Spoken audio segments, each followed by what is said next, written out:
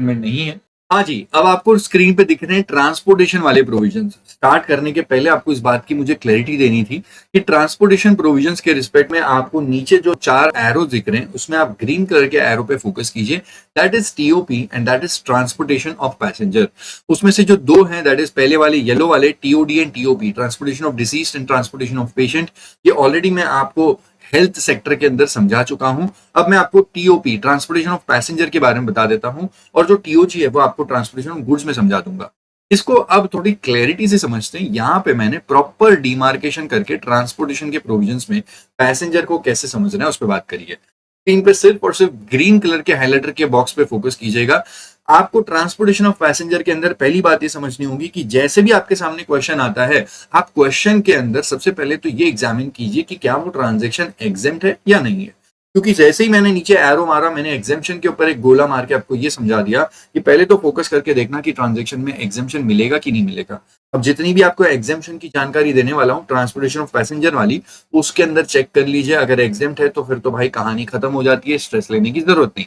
But अगर आपको पूरी एग्जेम्पशन लिस्ट देखने के बाद पता चला कि it is not at all exempt, इसके अंदर टैक्स तो लगेगा। अब टैक्स लगेगा तो रुक जाना, क्योंकि टैक्स लगेगा तो उसके 3 एस्पेक्ट हो सकते हैं।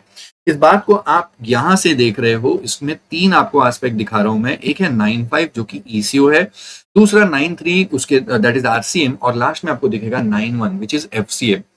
95 के प्रोविजंस लग सकते हैं, क्योंकि ध्यान देना ट्रांसपोर्टेशन ऑफ पैसेंजर के लिए 95 के अंदर ईसीओ के थ्रू अगर आपने ये सर्विस दी है तो ऐसे केस में ईसीओ को ही टैक्स पे करना पड़ता है। सिर्फ एक केस में, अगर आपने ओमनी बस के थ्रू जो आपने ट्रांसपोर्टेशन करवाई थी, ओमनी बस के थ्रू करवाई थी, तो ऐसे केस में अगर जो सप्लायर है जो ओमनी बस के थ्रू ट्रांसपोर्टेशन करवा रहा है वो अगर एक कंपनी है, company under the companies act, तो फिर उस केस में ईसीओ को टैक्स पे नहीं करना है। एकमात्र एक्सेप्शन है। उसके अलावा तो हर केस में जो ईसीओ वाला है वही टैक्स पे करेगा, ना सप्लायर को पे करना है, ना रेसिपेंट को पे करना है। तो भाई साहब, अगर वो ईसीओ में फंस जाएगा तो फिर 95 के हिसाब से ईसीओ को टैक्स पे करना है। रही बात 93 आरसीएम की, तो भाई साहब पूरी आप प्रोविजन को चेक कर लीजिए।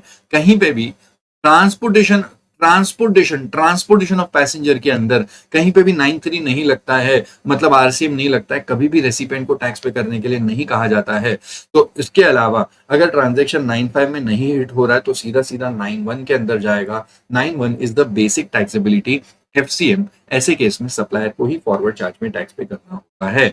इस पूरे ग्रीन काम को मैंने यहाँ पे और भी डिटेल वर्जन में बताया हुआ है। अब आपको स्क्रीन पे एक चार्ट दिखेगा, क्योंकि वो फिट नहीं हो रहा था। अब आप चार्ट के थ्रू समझ लीजिए। इस चार्ट के अंदर मैंने ट्रांसपोर्टेशन ऑफ पैसेंजर को एक बड़ी क्लैरिटी में आपको समझा दिया। आप स्क्रीन पे देख लो। एग्जेम्पशन का एक अलग साइड है, आपको देख सकते हैं कि भाई साहब ट्रांसपोर्टेशन ऑफ पैसेंजर की कहानी अगर एग्जेम्प्ट वाली पूरी कैटेगरी में कहीं पे आ रही है तो फिर वो एग्जेम्प्ट होगा, उस पर टैक्स नहीं लगेगा। ऑन दी अदर हैंड आप राइट हैंड साइड पे देख सकते हैं कि ट्रांजेक्शन टैक्सेबल होगा। टैक्सेबल कब होगा? If it is not getting covered under the exemption entry, तो फिर वो टैक्सेबल तो होगा डेफिनेटली। 95 के अंदर टैक्सेबल हो सकता है। अगर ईसीओ वाले प्रोविजंस हिट हो जाते हैं तो फिर ईसीओ को टैक्स पे करना होगा। बट अगर ईसीओ वाले प्रोविजंस हिट नहीं होते तो सीधा सीधा 91 में जाएगा, एफसीएम लगेगा, फॉरवर्ड चार्ज में सप्लायर को टैक्स पे करना होगा। बिकॉज ट्रांसपोर्टेशन ऑफ पैसेंजर के लिए कभी भी 93 प्रोविजंस हिट नहीं होते। इनफैक्ट ही है। इसी के साथ आपको ट्रांसपोर्टेशन ऑफ पैसेंजर की पूरी जानकारी दे दी मैंने। अब इसके बाद में आप एग्जेम्पशन की पूरी लड़ी को समझ लीजिए, जो कि ट्रांसपोर्टेशन ऑफ पैसेंजर के रिस्पेक्ट में दी गई है।